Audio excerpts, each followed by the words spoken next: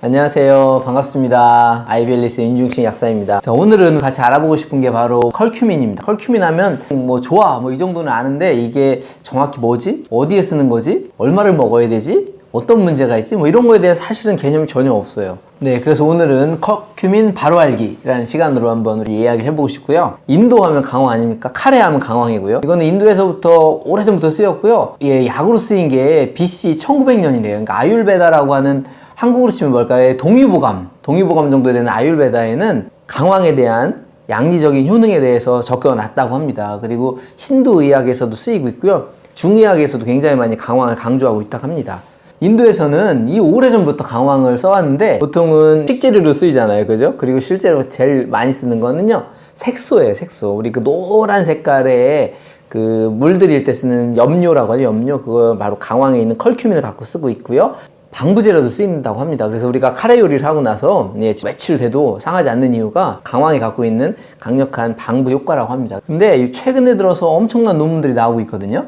이게 최근 펀메드라는 곳에 컬큐민 투메릭이라고 검색을 해보면 거의 만여 개의 논문들이 검출이 되고요. 최근엔 그 논문의 수가 아주 폭발적으로 증가하고 있습니다. 그 이유는 뭘까요? 예, 이 컬큐민에 대한 임상적 효능을 밝히고 싶었고요. 강황이 세계 10대 푸드가 됐고 슈퍼푸드가 됐고 그 속에 있는 컬큐민이 뭔가 중요한 역할을 한다는 게 밝혀졌기 때문에 이것들 어떻게 하면 더 약적으로 더 연구할까라는 연구들이 이루어지고 있는 게 사실입니다. 강황 속에 들어있는 컬큐민은 1910년도에 그 구조가 처음으로 밝혀졌고요.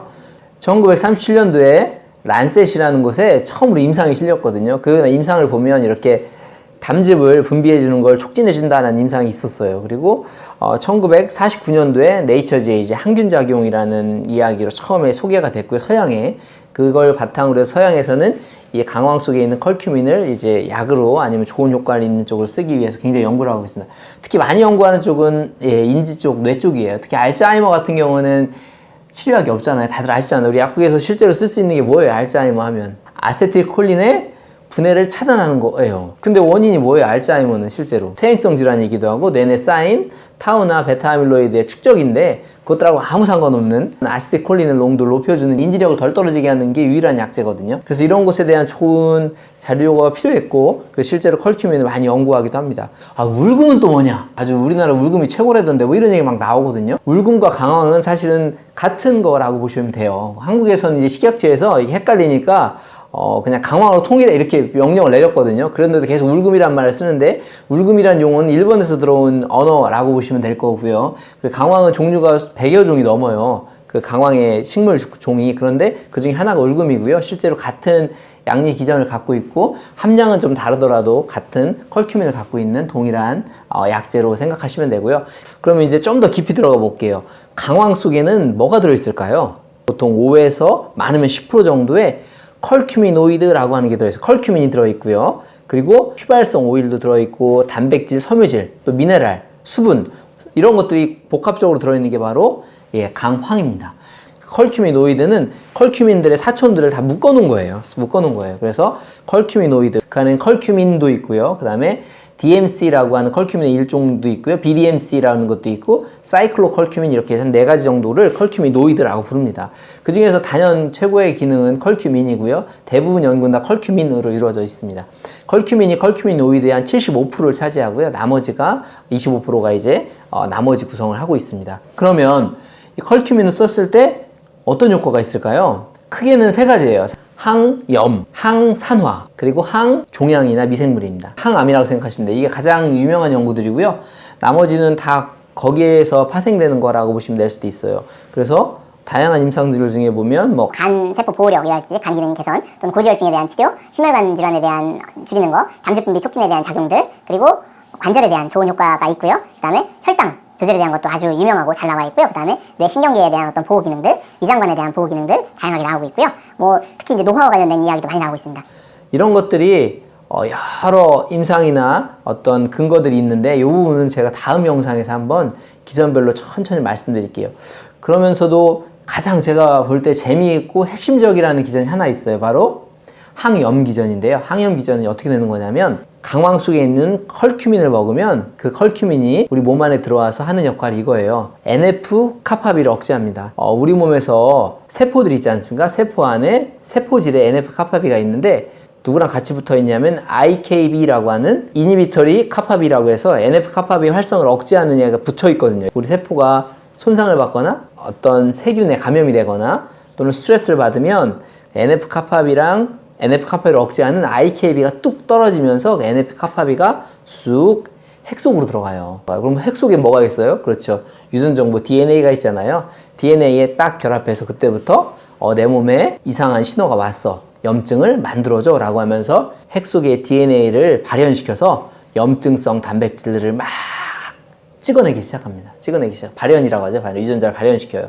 그래서 인터루킨, 사이토카인 같은 것들이 막 나와요. 그러면서 그 염증성 물질들이 나오면서 우리 몸에서 염증이 벌어지는 거죠. 근데 만성적으로 우리 몸에 꾸준한 염증이 벌어지는 건 굉장히 좋지 않죠. 그럼 이런 염증 반응을 억제하려면 어떻게 해야 되는가? 바로 컬큐민이 억제성 카파비, IKB를 안정시켜요. 그래서 우리 몸에서 NF-카파비랑 IKB가 붙어 있는데 컬큐민이 그 IKB를 안정시켜서 걔네들이 떨어지지 않도록 도와줍니다. 그러면 NF-카파비가 계속해서 안정적으로 유지되기 때문에 핵 속으로 들어가서 유전자를 발현해서 염증을 유발하는 것들이 차단되는 거죠. 이게 바로 컬큐민이 우리 몸에서 항염작용을 나타내는 가장 중요한 메커니즘이고, 제가 오늘 한 가지 예시를 들었는데 이 메커니즘을 통해서 항염작용을 발휘하고 있습니다. 네, 그럼 이 컬큐민, 강황 속에 있는 컬큐민이 어떤 부작용을 유발할까요? 여러 가지 부작용들을 살짝 말씀드리겠습니다. 첫 번째는 담도 폐색이라고 하죠. 담도가 막힌 환자들에게 쓰면 안 됩니다. 약간 우르사 같아요. UDCA 같아요. 그러니까 UDCA가 뭐죠? 예, 그 담즙에 있는 수용성 물질이잖아요. 그것들을 합성해서 먹는 건데, 그럼 뭐가 좋냐? 간에 있던 담즙들이 잘 배설되도록 도와주는 거예요. 그러면서 간에 있는 찌꺼기도 같이 나오고, 그 담즙이 지나가는 관에 조그만 돌들이, 담석이 있을 때 그걸 녹이기도 하죠. 그래서 이렇게 담석을 녹이기도 하는데, 문제는 관이 완전히 막혀버렸어. 근데 계속해서 담즙은 나와. 그럼 어떻게 되겠어요? 나갈 곳이 없잖아요. 배출이 없잖아요. 그럼 굉장히 위험해지는 거죠. 간에 자꾸 정체되고 쌓이게 되는 거죠. 강황에 있는 컬큐민도 똑같아요. 담즙 배설 촉진합니다. 그러다 보니까 이게 담도가 폐쇄된 분들한테 먹으면 안 되는 거예요. 그래서 담도 폐쇄 환자는 먹지 마라. 이게 경고입니다. 두 번째, 얘가 자궁을 수축합니다. 이게 콕스에도 작용을 해요. 콕스테도 작용하기 때문에 자궁 수축 기능이 있어서 임신 중인 분들은 사실 조심해요. 왜냐면 잘못하면 조산 위험이 있기 때문에, 자궁 수축 가능성이 있기 때문에 임신 중에는 조심해야 되고요. 세 번째, 항혈소판 작용이 있어요. 우리 아스피린 똑같아요. 항혈소판 작용이 있어서 혈액을 묽게 합니다. 묽게요. 그래서 와파린이나 쿠마린 같은 거 드시는 분들이 이 강황을 같이 먹게 되면 혈액이 아주 묽어져요. 그래서 출혈 경향이 증가합니다. 똑같은 기전으로 어때요? 수술하기 전에 컬큐민을 많이 먹으면 지혈에 부담을 줄 수 있어요. 피가 너무 묽어져서. 그런 부분도 주의해야 되고요. 네 번째, 자기 직전에 이걸 너무 많이 먹으면 부담이 됩니다. 왜냐면 강황이라는 것 자체는 사실 크게 부담은 없어요. 위장관에 좋은 효과를 많이 하지만 이것도 일종의 향신료고, 과량을 먹으면 자극이 됩니다. 위장관에. 대부분의 부작용은 위장관 불편 또는 설사, 구역, 이게 대부분 부작용이에요. 그래서 사실은 되게 많이 먹을 때 생겨요. 많이 먹을 때. 적을 때는 잘 안 생기니까 자기 전에 이걸 과량으로 먹고 잔다면 위장관에 부담을 줄 수 있기 때문입니다. 그리고 다섯 번째, 바로 위장장애 가능성입니다. 그래서 자기 직전과 동일한데요. 빈속에 많이 먹거나 과량을 먹으면 복부 불편감하고 설사, 구역감 같은 위장장애가 발생할 수 있습니다. 이렇게 강황 속에 있는 컬큐민이 우리 몸에 좋은 역할을 하는데도 불구하고 실제로 임상에서는 아주 많이 성공한 사례는 많지 않아요. 이게 시험관 시험에서는 굉장히 많이 성공했거든요. 너무 각광을 많이 받고 많이 효과를 봤는데, 이게 이상하게 사람한테 오면 효과를 못 봐요. 그래서 2017년도에 타임즈에는 강황이 아마 굉장히 어떤 기적적인 향신료는 아닌 것 같다라는 이런 기고가 실렸어요. 그러면서 가장 중요한 문제는 바로 흡수율이다, 이렇게 딱 얘기를 하거든요. 컬큐민의 흡수율에 대한 의문을 품기 시작합니다. 컬큐민을 먹으면 우리 몸에 들어오는 비율은 채 1%가 되지 않고요. 좀 더 과학적인 데이터로 말씀드리면 0.2%라고 이렇게 확언하는 학자들도 있습니다. 0.2%면 굉장히 적은 양인데요. 그만큼의 강황이 우리 몸에 흡수된다라고 이렇게 보고 있습니다. 컬큐미노이드는 일단 지용성이에요. 그래서 걔네들을 이렇게 물에 넣으면요, 가루가 둥둥둥 떠 있어요. 우리 옛날 크릴오일 얘기할 때처럼 둥둥둥 떠 있습니다. 생선오일 떠있듯이 떠 있고요. 얘네들이 물에 굉장히 약합니다. 물을 만나면 가수분해돼 버려요. 그리고 빛에도 굉장히 약해, 햇빛에도. 그래서 쉽게 파괴되고요. 그리고 둥둥둥 떠서 자기들끼리 뭉쳐있기 때문에 실제로 거의 흡수되지 않고 75%는 그대로 흡수되지 않고 배변으로 그냥 빠져나가요. 우리 몸에 들어오는 건 한 0.2%밖에 되지 않고요. 이 낮은 흡수율이 결국은 문제가 됩니다. 그러니까 몇 그램씩 강황을 실제로 먹게 해도 혈액 속에서는 강황이 검출되지 않습니다. 그래서 지금은 여러 회사들이 이 흡수율을 높이기 위해서 엄청 애를 쓰고 있거든요. 엄청 애를 쓰고 있어요. 그래서 정말 감사하고 다행스럽게 여러 제품들이 나왔고 흡수율 개선을 위해서 많은 제품들이 시중에 나왔어요. 한번 소개해드릴 제품들 몇 가지만 말씀드리면, 첫째, 바로 나노파티클이에요. 들어보셨나요? 테라큐민이라고 하는 브랜드가 있거든요. 컬큐민들 입자를 보면 얘네들이 자꾸 뭉쳐있어요. 이렇게. 그러면 걔네들이 굉장히 뭉쳐있고 덩어리져 있어서 흡수가 거의 안 되니까 이것을 아주 작게 나노파티클로 정말 조그맣게 쪼개요. 우유나 또는 흙탕물처럼 이렇게 스맥타처럼 이렇게 분산시킵니다. 현타기액으로. 그래가지고 그 상태로 이렇게 먹게 하는 거죠. 작은 컬큐민 입자들이 위장벽에 닿고 흡수됩니다. 그래서 흡수율이 훨씬 더 좋아지고요. 실제로 20여 배 더 증가하는 걸로 밝혀져 있어요. 이렇게 나노파티클로 하는 게 아주 유명하고요. 또 한 가지는 바이오페린이라는 브랜드로 나오고 있는데요. 이건 컬큐민에다가요, 후추에 있는 피페린을 섞습니다. 그러면 흡수율이 무려 20배 증가해요. 근데 2000% 막 이렇게 써 있거든요. 똑같은 말인데 2000%나 20배나 어쨌든 굉장히 막 세게 쓰려고 쓰는 말인데 한 20배 정도가 증가하는 걸 확인할 수 있습니다. 우리가 컬큐민을 먹으면 컬큐민이 위장관, 대부분은 간에서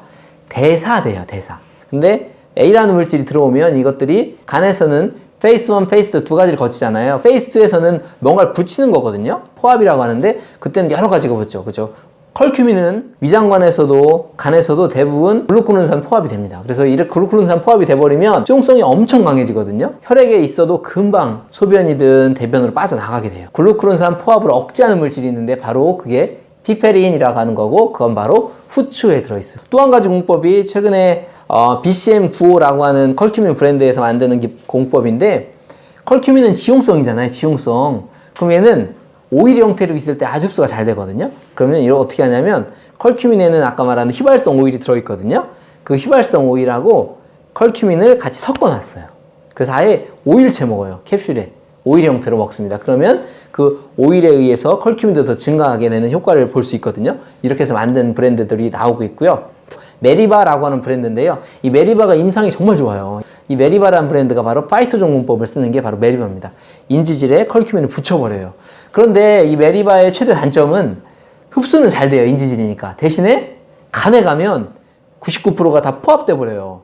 그러니까 실제로 우리가 원하는 오리지널 컬큐민의 형태가 아니고 이렇게 포압되거나 대사되는 어떤 문제점을 갖는 거죠. 이런 것들이 단점이라고 보시면 되고요. 그래서 2017년도인가요? 미네소타 대학에서 이 컬큐민이 만병통치약이야 뭐 이런 논문을 썼거든요. 그러면서 했던 얘기가, 야, 너네들 진짜 웃기지 않아? 컬큐민으로 동물 실험할 때나 또는 세포 실험할 때는 다 컬큐민 오리지널을 써놓고 나서 혈액 검사하면 어때요? 포압된 컬큐민을 다 수치로 넣는 거죠. 실제로 흡수율 몇 배 할 때 보면 그 안에는 진짜 오리지널 컬큐민, 좀 어려운 말로 프리 컬큐민, 자유로운 컬큐민이 아닌 이 포압된 컬큐민의 농도를 갖고 뭐 몇십 배 증가했다 막 이렇게 주장하는 회사들이 많거든요. 그런 거에 현혹되시면 안 되고 제대로 된 프리 컬큐민의 농도를 보셔야 될 것 같습니다. 그럼 지금까지 이 좋은 컬큐민의 문제점이 바로 흡수율과 대사 문제였어요. 그럼 이 문제를 해결할 수 있는 게 어떤 기술이 있을까요? 오늘 소개시킬 가장 중요한 핵심이 바로 SLCP 공법입니다. SLCP는요, 솔리드 리피드 컬큐민 파티클이에요. 솔리드, 딱딱한, 리피드, 지방의 파티클, 작은 입자라는 뜻이에요. 얘도 나노파티클 기술이거든요. 컬큐민을 가루에다가 아주 작고 동글동글한 지방의 캡슐을 씌우는 거예요. 랄랄랄랄라, 장용 캡슐 하듯이 딱딱한 지방으로 캡슐을 씌우는 겁니다. 그 지질의 구성은 바로 레시틴과 스테아린산이에요. 그래서 걔네들로 우리 캡슐처럼 동글동글동글하게 지방을 쌓는 거죠. 그러면 뭐가 좋은데? 안에는 컬큐민이 그대로 유지되고 겉에는 지질로 단단하게 쌌기 때문에 먹으면 위장에서 일단 가수분해가 되지 않아요. 컬큐민은 수분에 굉장히 약하다고 했잖아요. 컬큐민이 들어오면 수분에 다 가수분해 되는데 대부분이 얘는 일단 수분을 만나도 전혀 반응하지 않아요. 둘째, 소장으로 들어가면 그 캡슐체로 그대로 흡수되는데 지질이기 때문에 얘네들은 혈액을 통과하지 않고요. 림프라고 하는 곳을 가기 위해서 암주관을 거쳐요. 소장 밑에 있는 혈관을 거치는 게 아니고 암주관을 거쳐서 림프순환을 합니다. 림프순환은 뭐가 좋냐면요. 간을 거치지 않아요. 간을 거치는 모든 외부 물질들은 초해 통과 효과라고 해서 간에서 대사돼요. 간은 절대로 내 몸에 들어오는 물질을 그냥 내보내지 않아요. 그래서 얘가 림프를 타는 거죠. 그래서 림프를 타면 림프는 굉장히 느린 속도로 다니거든요. 그러면서 중간중간 림프절에서 혈액과 만나서 그때그때 컬큐민을 보충해 줍니다. 림프에서 천천히 순환되니까 반감기가 엄청 길어요. 반감기. 반감기는 아시죠? 우리가 최고 혈중 농도에서부터 용량이 반으로 떨어질 때까지 걸리는 시간이거든요. 보통 컬큐민은 반감기가 채 1시간이 되지 않아요. 정말 빠르게 떨어지거든요. 그리고 주사로 컬큐민을 이렇게 수용화된 걸 넣어주면 실제로 30분이면 다 분해돼서 없어져. 다 배설돼 버리거든요. SLCP 공법을 쓰면 7시간. 정말 놀랍죠? 7시간입니다. 그래서 SLCP 공법을 쓴 컬큐민은 하루에 한 번으로 충분하거든요. 가장 중요한 건 혈액 속에서는요, 대사된 글루크론산화된 또는 설페이션된 컬큐민이 아닌 프리 컬큐민. 그러니까 처음에 우리가 원했던 바로 프리 컬큐민 형태로 혈액 속에서 검출이 되고요.